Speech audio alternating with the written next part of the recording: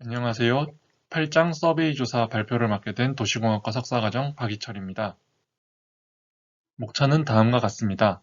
먼저 서베이 조사에 대한 설명이 있은 뒤 서베이 조사의 종류를 설명드리고 마지막으로 서베이 조사의 장단점이나 윤리 문제를 다루도록 하겠습니다. 서베이는 매우 오래된 조사 기법으로 사회과학에서 빈번히 사용되는 관찰 방법입니다. 역사적으로 지배와 관리의 목적으로 서베이 조사가 이루어졌었는데요. 전형적인 서베이 방식은 조사자에 의해 응답자 표본을 선택을 하고 표준화된 설문을 가지고 조사를 시행하는 것입니다. 8장에서는 설문을 어떻게 작성할 것인가에 대한 논의를 하고요. 응답자들이 질문에 맞게 대답할 수 있게끔 해주는 조사를 시행하기 위한 여러 조건들을 기술합니다. 서베이 조사는 개인 단위 분석에 사용되며 큰 모집단에 대한 원자료 수집에 유용한 방법입니다. 집단이나 상호작용 등 다른 분석 단위에 쓰이더라도 개인이 응답자나 정보 제공자가 결국되어야 합니다. 이용과 같은 상호작용이 분석 단위가 되더라도 이용한 사람에게 서베이가 진행되어야 됩니다. 주의를 기울인 확률 표집은 모집단 특성을 반영할 수 있는 응답자 집단을 제공하고 신중하게 구성한 표준화된 설문은 모든 응답자로부터 나온 것과 같은 형태의 자료를 제공합니다. 서베이는 큰 모집단의 태도와 성향을 측정하는 뛰어난 도구라고 할 수 있는데요. 하지만 여론조사는 정확하지 않다는 비판을 받는 동시에 너무 정확하기도 하다라는 비판을 받기도 합니다. 과학적으로 부적절한 서베이로 인해 불신의 부정적 태도가 생겨났지만 이러한 서베이들이 다루고 있는 주제나 발견으로 인해 사람들의 주의를 사로잡기도 합니다. 판매원, 정당, 자선단체 등은 다른 목적으로 서베이 조사의 겉모습을 이용합니다. 이는 잘못된 서베이 조사 활용인데요. 비양심적 전화 판매원들은 서베이 조사자들의 일관적 협조를 이용해 먹으려고 시도를 하고 정당과 자선단체들은 이슈에 관한 여론을 수집한다고 가정한 뒤 응답자에게 기부금을 요청합니다. 강요 여론조사 형태의 가짜 서베이는 잠재적인 유권자들에게 표를 부탁하기 위해 전화를 사용하는 텔레마케팅 기법입니다. 서베이 조사가 올바르게 사용된다면 서베이 조사는 사회탐구를 위한 유용한 대우가 될 수 있습니다. 그리고 유용하면서 신뢰할 수 있는 서베이 조사를 설계하는 것은 훌륭한 질문들을 정확하게 표현하는 데서 시작한다고 할 수 있습니다. 서베이는 분석에 유용할 수 있는 정보를 이끌어내기 위해 특별히 고안된 수단인 설문지의 사용을 포함합니다. 이 설문지를 만들기 위해서는 몇 가지 질문을 위한 지침이 있는데요. 다음에 제시될 몇 가지 구체적인 요점들은 질적이고 심층적 면접에 사용되는 좀 더 개방적인 설문지보다는 구조화된 질문지에 보다 적합하다고 할 수 있습니다. 적합한 질문 형태를 선택하는 데 있어 질문의 형태와 진술의 형태가 있습니다. 설문지가 질문들의 모음을 암시한다 하더라도 설문지는 많은 질문들만큼이나 많은 진술들을 드러내게 합니다. 질문의 형태로 물어보는 방식이 있고 진술을 통해 찬성하는지 또는 반대하는지 물어보는 방식이 있습니다. 설문지에 질문과 진술을 같이 사용하는 것은 항목을 설계하는 데 있어서 보다 많은 유연성을 제공하며 또한 설문지를 보다 흥미롭게 만들 수 있습니다. 적합한 질문의 형태로 개방형 질문과 폐쇄형 질문 중에서도 선택을 해야 하는데요. 먼저 개방형 질문이란 응답자가 자신의 말로써 답을 제공하도록 요구하는 서베이 질문입니다. 심층적이거나 질적인 면접은 거의 전적으로 개방형 질문에 의존을 하고 있고요. 답변을 처리하기 위해서는 코딩화 과정을 거쳐야 한다는 단점이 있습니다. 폐쇄형 질문은 응답자가 조사자가 마련한 보기 중에서 대답을 선택하도록 요청받는 서베이 질문입니다. 탁월한 응답의 통일성을 제공해주고 보다 쉽게 처리할 수 있기 때문에 선호되는 편입니다. 응답자가 더 중요하게 생각할 수 있는 요소를 빠뜨릴 수 있다는 구조화 문제를 가지고 있다는 단점이 있지만 폐쇄형 질문의 구조적 조건으로 제공된 응답 범주가 망라적이고 또 응답 범주가 상호 배타적이라면 아주 훌륭한 폐쇄형 질문을 만들 수 있다고 할 수 있습니다. 그 다음으로는 문항의 명료화입니다. 설문지의 문항은 피상적인 것을 피하거나 정확해야 하며 조사자가 물어보는 것을 응답자가 정확히 알 수 있도록 해야 됩니다. 예를 들어서 미국의 센서스청에서는 지난주의 개념에 대한 정확한 정의를 내리고 설문조사를 진행한다거나 또는 전일제 근로에 대한 개념을 정확하게 정의를 내리고 조사를 한다라는 부분이 예시로 있었습니다. 그리고 토착 미국인의 의미가 인디언을 의미하는 건지 아니면 미국에서 태어난 사람인 것인지에 대한 구체적인 정의도 이 설문조사 전에 미리 어, 정의를 내려야 합니다. 쌍열식 질문도 피해야 됩니다. 조사자는 응답자에게 실제로는 여러 개의 부분들이 있을 수 있는 한 개의 질문에 하나의 대답을 빈번하게 요구하곤 합니다. 예를 들어서 미국의 우주 탐사 계획을 그만두면 관련 예산을 국내 문제에 써야 하는가에 대한 질문에 우주 탐사 계획 그리고 국내 문제 이외에 뭐 돌려받는 방안도 있고 아니면은 예산을 분배하는 방안도 있을 수 있다는 게 그런 답변도 할 수 있다는 예시가 있습니다. 일반적으로 그리고라는 단어가 질문이나 질문지에 문장에 등장하게 될 때마다 쌍열식 질문을 하는지 검토할 필요가 있습니다. 응답자는 대답할 능력이 있어야 합니다. 응답자들에게 정보를 제공해 주도록 부탁할 경우 응답자가 믿을만하게 그런 일을 해낼지를 계속해서 점검해야 됩니다. 대표적인 예로 부모한테 말대꾸를 한 나이가 언제인가를 묻는 질문에 대해 과연 그 사람이 정확하게 기억을 하고 있는가에 문제가 있을 수 있고요. 그리고 학생의 회비에 관련된 설문조사를 하게 되면 그 응답자가 학생의 인원으로서 그 회비에 대한 전문성을 가지고 있는지를 확인을 해야 됩니다. 네, 그리고 응답자는 기꺼이 대답할 수 있어야 한다라는 지침이 필요합니다. 조사자는 가끔 사람들한테서 공유하기를 꺼리는 것들을 알려고 합니다. 미국의 응답자들도 사실 의견이 있긴 하지만 자신들이 소수 집단이라고 생각할 때 미정이라고 말하는 경향이 있습니다. 낯선 사람에게 자신의 의견을 이야기하는 것을 꺼리게 됩니다. 그렇게 되면. 하지만 갤럽사의 비밀투표 형태는 이제 투표자에게 이런 완전한 익명성을 보장을 하면서 실제적인 선거 조건을 자극하도록 합니다. 그렇게 하면 응답률을 더 높일 수 있는 결과로 이어졌다고 합니다. 그리고 질문은 응답자와 관계가 있어야 합니다. 응답자들이 별로 생각해보지 않았거나 실제로 신경 쓰지 않는 주제에 대해 의견을 물을 때 그 결과는 쓸모없다고 할 수 있습니다. 조사자가 가공의 인물과 이슈에 관계된 응답을 요구할 때 자주 나타나는 문제인데요. 대표적인 예로는 탐사쿠모토라는 가상의 정치인에 대한 설문조사를 했을 때 그 설문조사 결과가 정확하지 않았다라는 것을 책에서는 보여주고 있습니다. 응답자들이 잘 모른다거나 의견이 없거나 결정하지 못했다는 답변을 하는 방법이 있지만 대개는 답을 조작하는 경향이 있습니다. 질문은 짧은 문항일수록 좋습니다. 애매하지 않고 정확하며 그리고 이슈와의 관련성을 지적하기 위하여 조사자는 길고 복잡한 문장을 만드는 경향이 있지만 이는 피해야 됩니다. 응답자들은 문항을 빨리 읽고 그것의 의도를 이해하고 어려움 없이 답을 선택하거나 제공받을 수 있어야 합니다. 그러기 위해서는 잘못 해석하지 않도록 명료하고 짧은 문장을 제공해야 합니다. 부정어가 있는 문항도 피해야 됩니다. 설문지의 문항에서 부정어의 등장은 쉽게 오해하게 만듭니다. 예를 들어서 미국은 쿠바를 승인해서는 안 된다라는 질문을 했을 때 안을 관가해서 읽고 그것에 근거해서 대답하는 비율이 상당했습니다.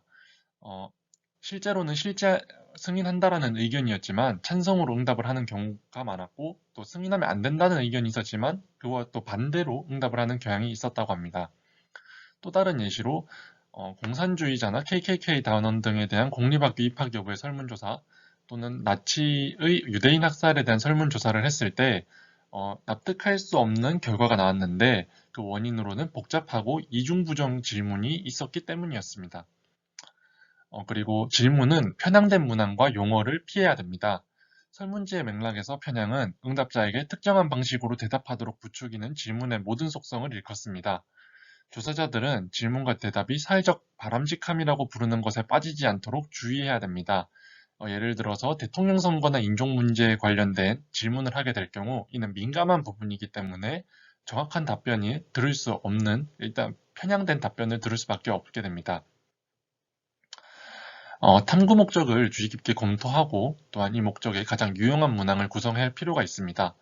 옳은 또는 틀린 방법이 있다고 생각하는 쪽으로 잘못 인도되어서는 안 됩니다. 책에서는 이제 보다 많은 지지를 얻을 수 있는 단어 또는 보다 적은 지지를 얻을 수 있는 단어 등을 예시로 정리하고 있습니다. 다음으로는 설문지의 구성에 대해서 알아보도록 하겠습니다. 설문지는 사회조사에서 많은 관찰 양식과 연계되어 사용되고 있습니다.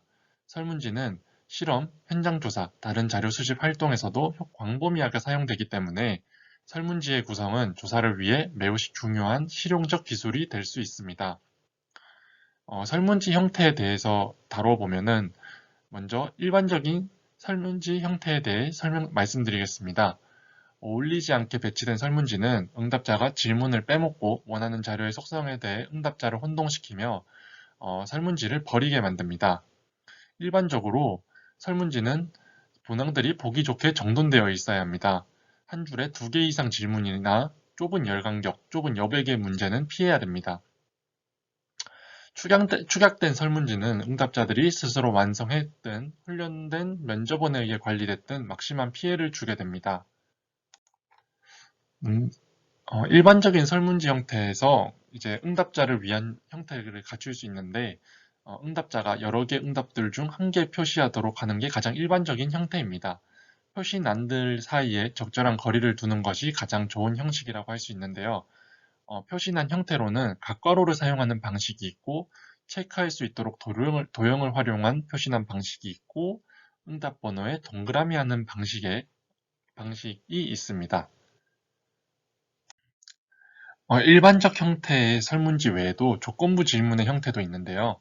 설문지에서 어떤 질문들은 어떤 사람들한테는 연관되지만 다른 사람들한테는 연관되지 않는 경우가 매우 자주 있습니다.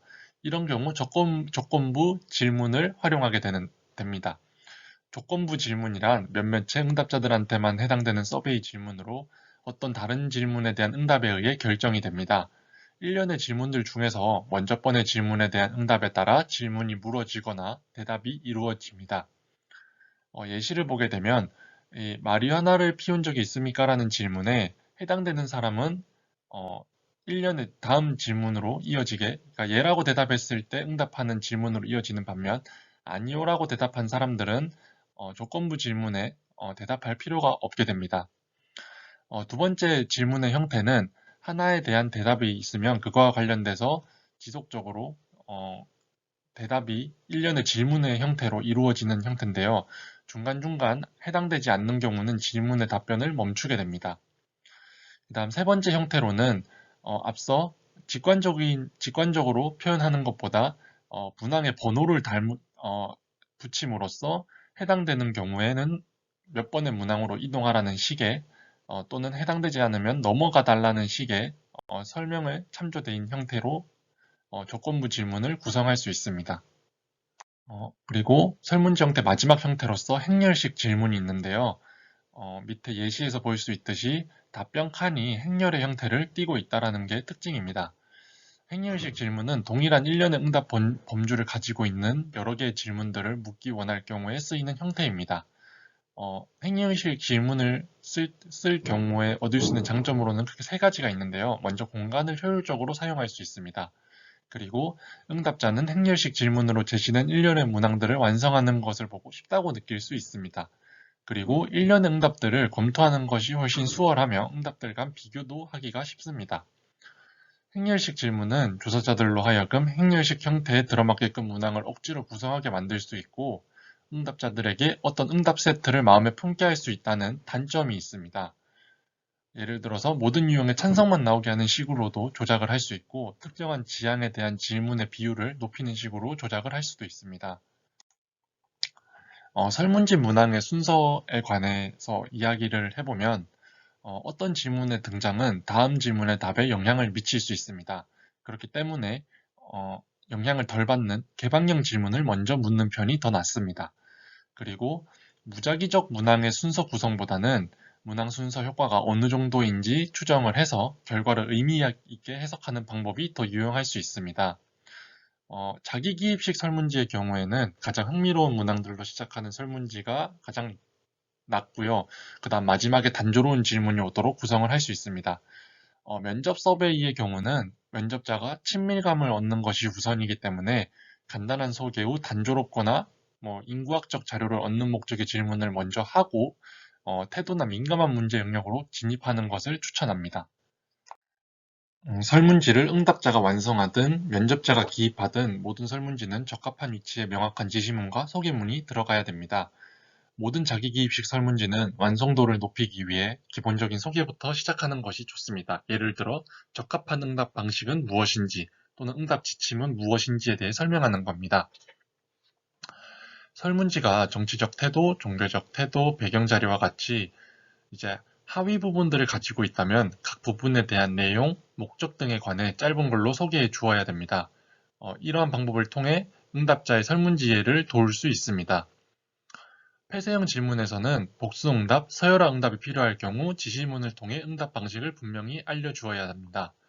행렬식 질문에서도 마찬가지로 각 열의 응답을 해야 되는지 또는 각 행의 응답을 해야 되는지에 대한 명확한 지시문을 덧붙이면 도움이 된다고 할 수 있습니다. 사전 부호화라고 해서 설문지에 의해 수집된 정보는 컴퓨터 포맷의 유형으로 전환되기 때문에 설문지 자체에다 자료 처리에 관한 지시문을 포함시키는 것이 적절합니다. 그래야 기계가 읽을 수 있는 자료 파일에 어디에 특정한 정보가 저장되는지를 알려줄 수 있습니다. 조사자가 자료 수집 도구를 아무리 주의 깊게 설계하더라도 오류의 가능성은 항상 존재합니다. 오류를 가장 확실히 방지하는 방법은 설문지 전체나 일부분을 사전 조사하는 것인데요. 소수의 집단에 대하여 그들이 직접 설문지를 작성하는 형태로 사전 조사를 하는 방법이 있습니다. 이 외에도 다수의 연구자에 의해 사전 조사 전략이나 효과에 대한 연구가 진행되고 있습니다. 혼합적 예라고 해서 교재 364에서 365페이지에 실제로 설문지 문항에 대한 예시 자료가 있는데요. 이러한 형태에서는 앞서 설명한 지침에 따라서 다양한 형태의 질문들을 혼합해서 실제로 설문조사에 활용하고 있다는 것을 확인하실 수 있습니다.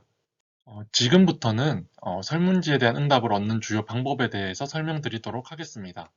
서베이 설문지 방식을 시행하는 4가지 주요 방법으로는 먼저 자기기입식 설문지라고 해서 응답자가 스스로 완성하도록 요구되는 방식이 있고, 두 번째로는 대면적 상태에서 면접자가 주관하는 서베이, 그리고 세 번째로는 전화로 시행되는 서베이, 네 번째로는 온라인 서베이라고 해서 최근 인기를 얻으며 급속하게 성장하고 있는 새로운 기법입니다. 먼저 자기기입식 설문지에 대해서 말씀드리면 가장 일반적인 형태의 자기기입식 설문지는 우편 서베이나 다른 여러 기법들로 사용이 됩니다. 첫 번째 방식은 조사자가 설문지를 표본 응답자의 가정에 전달하고 연구에 대한 설명을 하고 응답자가 설문지를 작성하면 조사자가 찾아가는 방식으로 이루어지게 됩니다.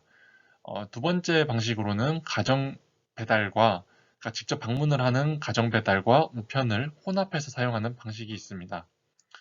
조사자가 설문지를 전달하든지 찾든지 혹은 둘 다 할 경우 완성률은 단순한 우편 서베이보다 높습니다.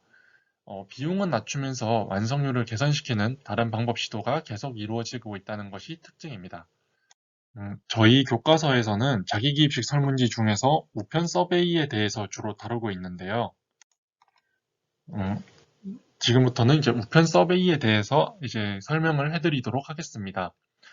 조사에 대해 설명하는 편지, 수신인의 주소, 우표가 붙은 회송 봉투, 설문지를 함께 보내는 방식으로 우편 서베이는 이루어집니다. 설문지를 작성하고 되돌려 받는 일을 보다 쉽게 하기 위하여 할 수 있는 일은 뭐든지 조사를 향상시킬 수 있습니다. 대표적인 예로 자기우편 설문지 방식과 회송용 봉투 대체 방식 등이 있습니다. 우편 배포 방법으로는 선택의 요소가 있는데요. 먼저 보통 우편과 다량 우편입니다. 보통 우편은 확실하다라는 장점이 있고 다량 우편은 저렴하다라는 장점이 있습니다. 그 다음에는 우표 동봉을 할 것인지 아니면 수취인 부담으로 할 것인지에 대한 선택입니다. 회수율이 낮으면 수취인 부담이 비용이 더 싸다고 합니다.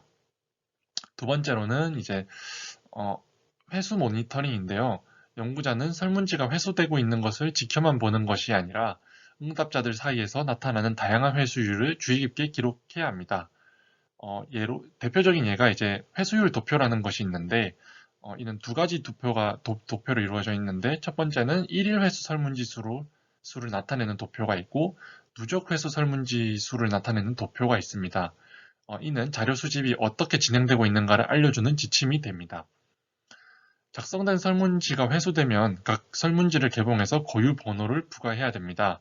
이는 무응답 편향 추정이나 또는 다른 사건에 대한 증거 자료로서 활용할 수 있다는 이점이 존재합니다. 추적 우편은 우편 서베이에서 회수율을 증가시키기 위한 효과적인 방법이 될 수 있습니다. 적절한 시기에 추적 우편은 추가적인 이런 답변 자극을 제공을 하게 됩니다. 세 번의 우편을 보통 보내게 되는데, 최초의 우편과 두 번의 추적 우편으로 이제 이루어져 있습니다. 이게 가장 효과적이라고 하는데요. 우편 간에는 한 2, 3주의 공백 기간을 두는 것이 타당하다고 합니다. 무응답자에게 협조를 부탁하는 추가적 편지를 보내는 방식으로 이루어지고, 또는 다른 방식으로는 새 서베이지 설문지를 추적 편지와 함께 다시 보내는 방식이 있습니다. 저희는 또 서베이를 공부할 때 이 응답률에 대한 개념을 좀 주의 깊게 봐야 되는데요. 서베이에 참가한 사람의 수를 서베이에 추출된 사람의 수로 나눈 수치로 퍼센트 형태를 띠고 있습니다. 이는 완성률 또는 완성되어 돌아온 설문지에 대한 회수율이라고 불리기도 합니다. 전체 응답률은 표본 응답의 대표성에 대한 하나의 중요한 지침이 됩니다. 높은 응답률은 낮은 응답률보다 유의미한 응답 편향의 가능성이 더 낮아지게 됩니다. 이 외에도 협조율과 거절률, 접촉률에 대한 개념이 있습니다. 먼저 협조율 같은 경우는 접촉한 모든 선정된 단위들 가운데 면접한 모든 사례의 비율을 말하는 거고요. 그리고 거절률이란 잠재적으로 선정된 모든 사례들 가운데 가구 단위나 응답자가 면접을 거부하거나 중단한 모든 사례의 비율을 말합니다. 접촉률이란 책임 있는 가구 단위의 구성원을 접촉한 모든 사례의 비율에 대한 것을 말합니다. 응답률을 상승시키는 방법은 오랫동안 논의되고 있는 이슈 중 하나로, 돈을 동봉하는 방식 등의 금전적 인센티브를 하는 것을 통해 응답률을 높이기도 합니다. 응답률은 70% 이상을 달성하기 힘드므로 가능한 무응답 편향을 검사하는 것이 중요합니다. 응답률을 높이기 위해 응답자에 대한 보상을 하기도 하는데요. 실험 집단이나 초점 집단의 대상자들에게 참여에 대한 대가를 지불하는 것은 일상화된 관행입니다. 현금 지급이나 상품권, 자선기부, 복권, 경품권 등 인센티브를 이용하는 방식이 있습니다. 선행 연구들에서는 인센티브를 통해 응답률이 높아지는 것을 발견했고, 그 중에서도 선지급 인센티브가 더 효과적이라고 밝혔습니다. 사례 연구라고 해서 이제 실제로 우편 서베이가 어떻게 진행되는지에 대해서는 교과서 373쪽과 374쪽에서 1,100명의 대학생 표본에 대하여 우편물 서베이를 진행하는 과정을 설명해주고 있습니다. 이번에는 면접 서베이에 대해서 설명드리도록 하겠습니다. 면접은 서베이 자료를 수집하는 하나의 대안적 방법인데요. 면접원이 응답자에게 일련의 질문을 하여 자료를 수집하는 서베이 조사의 한 방법입니다. 면접은 보통 대면적으로 진행이 되거나 전화로 시행되게 됩니다. 면접 서베이는 대개 우편 서베이보다 높은 응답률을 달성하는데요. 70% 정도 수준의 우편 서베이 응답률에 비해 면접 서베이 응답률은 최소 80에서 85%의 응답률을 보입니다. 이는 그러니까 면접원의 역할이 컸는데요. 면접원의 존재는 일반적으로 모름과 무응답의 수를 감소시킵니다. 응답자가 질문의 의도를 명백히 오해하거나 이해하지 못할 경우 면접원은 이 문제를 해명해주고 연관된 답을 얻도록 합니다. 면접원은 질문을 할 뿐만 아니라 응답자를 관찰하기도 합니다. 질문 없이 관찰을 통해 응답을 대체하는 경우도 있는데요. 하지만 이는 윤리적 이슈가 있는 게 원하지 않는 정보를 추출한다는 문제를 일으킬 수 있습니다. 면접원은 질문과 대답을 중립적으로 전달해주는 매개체가 되어야 합니다. 지역 표본에서 중요하다고 할 수 있는데, 만약에 특정 편향을 만들게 되면 지역 특성으로 오해할 수 있습니다. 예를 들어 저비용 주택에 대한 태도 서베이가 예시로 책에서 제시되고 있습니다. 서베이 면접을 위해서는 일반적인 지침이 몇 가지 있는데요. 먼저 차림새와 태도입니다. 면접원은 면접 대상자들이 입고 있는 옷과 유사하게 옷을 입어야 합니다. 응답자 소득에 맞춘 옷차림이나 의복의 깨끗함과 단정함 같은 것들이 있습니다. 의복과 차림새는 그 사람의 태도와 지향을 나타내는 표시가 될 수 있으므로 복장에 주의를 기울여야 합니다. 그리고 면접원의 태도는 명량해야 하며 친절하고 여유롭게 대하여야 합니다. 그다음 면접원은 설문지에 익숙해야 됩니다. 면접원이 설문지에 익숙하지 못하다면 조사는 어려움을 겪게 되며 공정치 못한 부담이 응답자에게 부과되게 됩니다. 면접원은 실수 없이 그리고 단어와 문장을 더듬지 않고서 설문지 문항을 읽을 수 있어야 합니다. 응답자 상황에 맞지 않는 질문을 대비해서 면접원은 설문지와 함께 준비된 설명서에 익숙해야 합니다.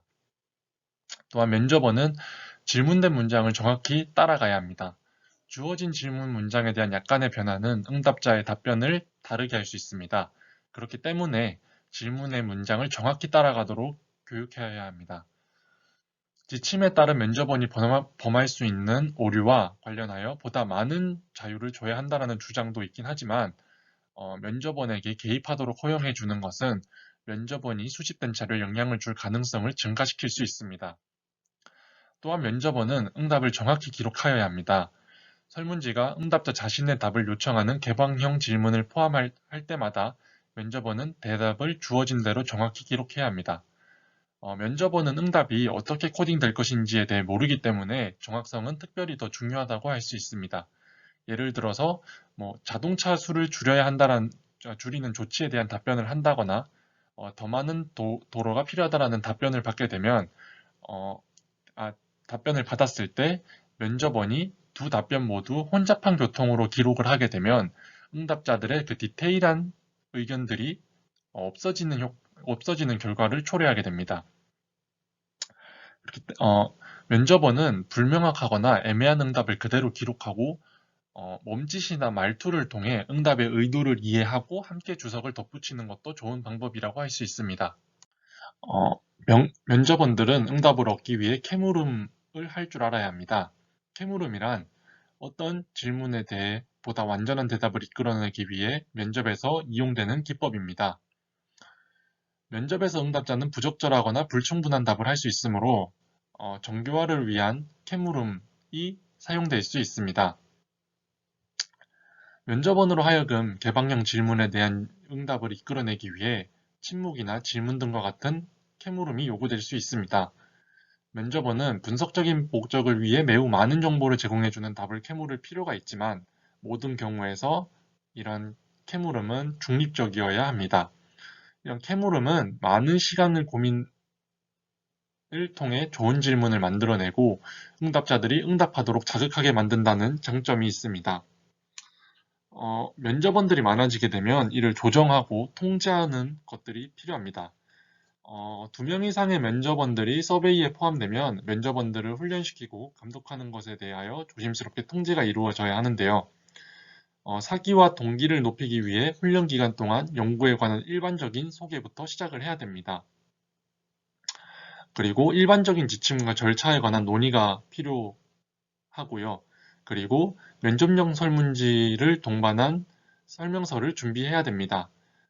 이런 상세한 안내 지침을 제공함으로써 조사 간에 애매할 수 있는 부분들을 해소시킬 수 있습니다. 면접원들이 까다로운 질문을 할 경우 즉각적으로 대답하기보다는 설명서를 동원하거나 질문의 논리, 연구의 목적과 관련지어 설명을 할 필요가 있습니다. 또한 모든 면접원들 앞에서 한두 차례 시범 면접을 실제같이 해보는 것도 하나의 과정입니다. 지적과 설명을 위해 시범을 멈추지 말아야 하고요. 시범을 다 하고 나면 짝지어서 실습을 할 필요가 있습니다. 그리고 마지막 훈련 단계로 실제 면접을 포함시키는 것입니다. 면접원들의 일을 계속해서 감독하는 것은 기본입니다. 그리고 면접이 진행될수록 면접원은 면접을 빨리 진행시키고 응답자들이 무관심한 것으로 판단하는 경향이 발생하기 때문에 20, 30개 면접 후에 점검을 할 필요가 있습니다.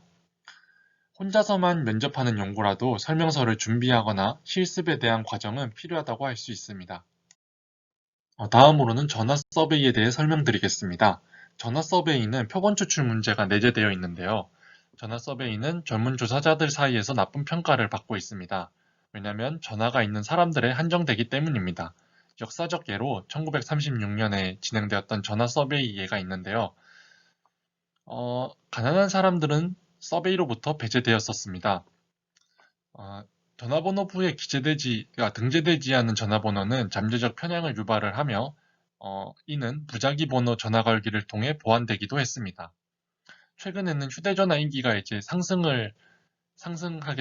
인기가 상승하게 되면서 휴대전화가 전화 서비스에 미포함되는 경우나 휴대전화 사용층이 젊어지는 경향 등이 있어서 이러한 경향들이 서베이 결과에 영향을 미쳤습니다. 실제로 2004년과 2008년에 미국 대선 지지 후보 조사에서 무선 전화의 젊은 층들에 대한 의견으로 편향되는 결과가 있었습니다. 휴대전화 서베이는 계속해서 검토하고 다루어져야 하며 활용 방법이 및 논의되고 있습니다. 전화 서베이의 장점으로는 먼저 돈과 시간을 절약할 수 있다는 것이 있습니다. 응답자가 주는 답에 영향을 주지 않으면서 원하는 아무 옷이나 입을 수 있다는 장점이 있고요. 응답자와 대면할 필요가 없으며 사회적으로 수용되지 않는 답을 솔직하게 답할 수도 있습니다. 여러 면접원들이 참여하는 경우 전화 서베이는 같은 공간에서 자료 수집도 이루어질 수 있기 때문에 면접원들에 대한 상당한 통제력을 지닐 수 있습니다. 전화 서베이의 문제점으로는 먼저 판매 선정과 같은 가짜 서베이가 확산된다는 것입니다. 판매 기회 포함 여부와 면접원 정보를 물어보는 방법을 통해서 이런 문제를 해야 합니다. 그리고 전화 서베이는 사람들이 쉽게 전화를 끊을 수 있다는 단점이 있습니다. 그리고 자동응답기의 보급으로 인해서 사람들이 전화를 선별해서 받기 시작했습니다. 이로 인해서 응답률 저하 문제가 발생하게 됐습니다. 전화 서베이가 발전된 형태 중 하나는 컴퓨터 보조 전화 면접인데요. 학계나 정부, 상업적 서베이 조사에서 점차 많이 사용하고 있습니다. 전화 서베이의 설문지가 컴퓨터에 저장되어 있어 면접원이 모니터를 통해 질문을 읽고 컴퓨터 키보드로 대답을 입력하도록 해주는 자료 수집 기법입니다. 이 컴퓨터 보조 전화 면접은 분석을 위한 자료를 자동적으로 마련하여 면접이 끝나기 전에 자료 분석을 실시하고 예측까지 할 수 있다는 장점이 있습니다. 로보 여론조사라고 하는 것을 통해서 전체 면접은 응답자의 구술 대답을 해석할 수 있는 프로그램화된 기록에 의해 진행이 되는데요. 대답 해석이나 기록, 면접 진행 등에 대하여 프로그램화되어 있습니다. 이는 인건비 절감에 효과적이라고 합니다. 하지만 이 자동화 정확성에 대한 이슈는 좀 있는데요. 2010년 미국 중간선거 캠페인 사례나 캘리포니아 법안 19 사례 등을 통해 봤을 때 마냥 이러한 자동화된 전화 서베이가 정확하다라고는 할 수 없다라는 것을 문제 제기하고 있습니다. 면접 서베이의 응답률은 우편 서베이보다 응답률이 높은 경향이 있지만 최근 들어 면접의 성공률이 줄어들고 있습니다. 그런 이유는 전화 판촉의 광범위한 증가로 인해 부정적 태도가 확산이 됐고요. 그 다음에 자동응답기 보급으로 인해 응답률이 줄고 있다는 의견이 있습니다. 최근 시장 조사에서 인기를 얻고 있는 온라인 서베이는 이메일에 의해 진행되기도 하고 웹사이트를 통해 실시되기도 합니다. 대개 잠재적인 응답자들은 서베이가 시행되는 웹링크를 방문해 달라는 이메일을 받게 됩니다. 하지만 온라인 서베이에서는 대표성에 대한 문제가 있는데요. 온라인 서베이는 대표성과 관련하여 반대 의견이 제기되고 있습니다. 모든 성인, 투표자 등과 같은 유의미한 모집단을 대표할 수 있는가에 대한 질문이 제기되는데요. 하지만 특정 웹사이트를 방문하는 사람들에 대해서 알고 그러니까 모집단으로 설정했을 경우에는 이상적으로 들어맞을 수는 있습니다. 모든 사람들이 인터넷을 통해 접촉할 수는 없으며 모든 사람들이 온라인 서베이를 편하다고 느끼지 않기 때문에 대표성이 문제가 떠오르기도 합니다. 또한 온라인 서베이에 잘 응하지 않는 사람들은 전체 모집단에서 무작위적 부문을 대표하지 않게 됩니다. 대표적인 예로 가난한 노인인데요. 가난한 노인들은 컴퓨터가 없을 수도 있고 그 다음에 컴퓨터가 익숙치 않기 때문에 온라인 서베이에 더 응하지 않을 수 있습니다. 하지만 누구나 온라인 서베이 접근이 용이하다면 문제는 줄어들 것으로 예상됩니다. 개인이 여론조사에 가끔 참여하겠다라고 동의를 하고 인터넷에 연결되는 웹TV를 제공받는 식의 해결책이 제기되기도 했는데 이러한 방식을 했을 때는 웹TV를 제공받았기 때문에 그러한 호의가 반영된 극단적인 응답을 선택하는 경향이 있다는 한계가 있습니다. 서베이 회사들은 온라인 서베이 대표성을 확보하기 위해서 새로운 기술, 경험, 교훈 등을 끊임없이 생산해내고 있습니다. 하지만 웹은 이미 서베이 및 여러 조사 기법에 광범위하게 사용되고 있습니다.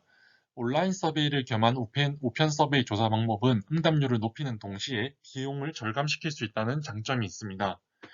온라인 서베이 응답률을 높이거나 효과를 높이기 위해 여러 기법들이 연구되어지고 있는데요. 응답자들이 특별히 선정되었다라고 알려주거나 참여 기한을 정해주는 방식을 통해서 효과나 응답률을 높일 수 있다고 합니다. 상대적으로 젊은 온라인 서베이는 혁신과 실험을 위한 비옥한 땅을 제공합니다. 예를 들어서 다양한 컴퓨터 장치 및 프로그램을 통해서 온라인 서베이를 완성하는 동안에 응답자들의 답변 성향을 미리 연구를 할 수 있습니다. 지금까지 살펴봤던 서베이 방법들 간의 비교를 해보면 먼저 자기기입식 설문지의 경우 대면 면접보다 싸고 빠르다는 장점이 있어 학생들이 쉽게 사용할 수 있다는 장점이 있습니다. 우편 서베이의 경우 표본 크기가 동일하다면 전국이나 특정 지역이나 비용 차이가 없습니다. 하지만 면접 서베이라면 비용의 차이가 나기 때문에 우편 서베이만의 경쟁력이 될 수 있습니다. 우편 서베이의 경우 또한 적은 요원만으로도 진행할 수 있다는 장점이 있습니다. 그리고 익명적인 자기기입식 설문지에서는 응답자들이 논쟁거리, 일탈적인 태도나 행동과 같은 면접에서 말하기 힘든 것들도 솔직히 이야기할 수 있다는 장점이 있습니다. 면접 서베이는 미완성된 설문지를 덜 만들어낸다는 장점이 있습니다. 면접 서베이 양식 자체가 자기기입식 설문지보다 많은 완성률을 보이고 있는데요.